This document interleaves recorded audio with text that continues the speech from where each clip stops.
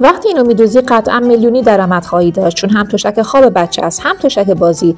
دوختش راحته، وقت زیادی نمیبره، فروش هم بالاست و لایک یادت نره. یه پارچه برش میزنیم به اندازه 122 و 96 و 2 بار به این صورت تا میزنی.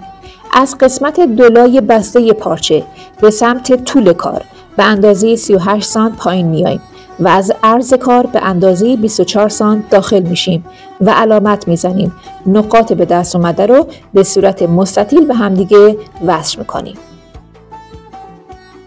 از گوشه پایین مستطیل به اندازه 18 سانت داخل میشیم، علامت میزنیم و از همین گوشه به اندازه 24 سانت بالا میریم و علامت میزنیم.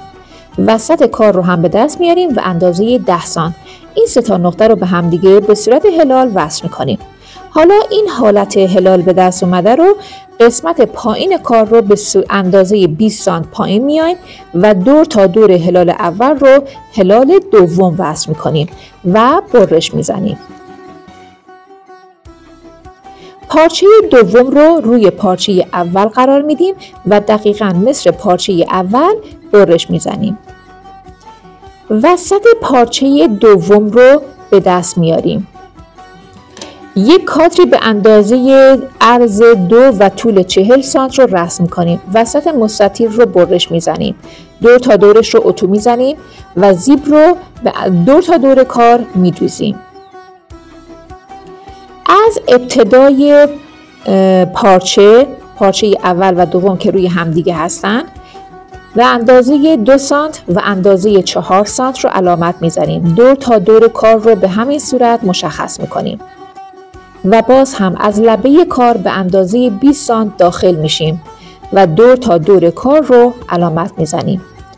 اون 20 سانت داخل شده رو که علامت زدیم میدوزیم.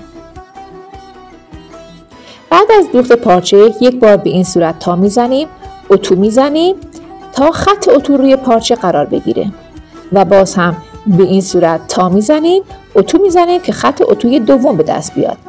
قسمت پایین کار رو 3 بار تا میزنیم تا خط اتوهای بعدیمون هم به دست بیاد. خط اتوهایی که به دست اومده رو باید دوخت بزنیم قبل از اینکه به لبه کار، به اون لبه 2 سانت و 4 سانت برسیم.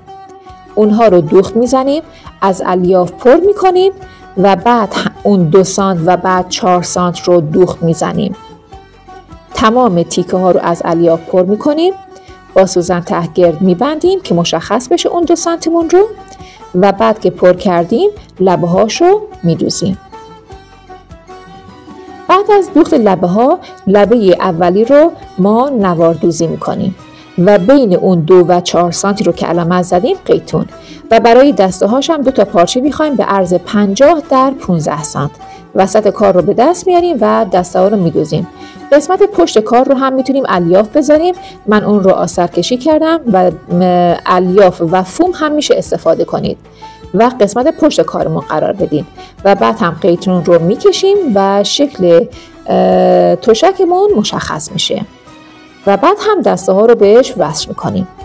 برای قسمت بالشتکش یک مستطیلی به عرض 60 و طول 30 سانت رو مشخص میکنیم. دورش رو حباب به صورت هلالی برش میزنیم.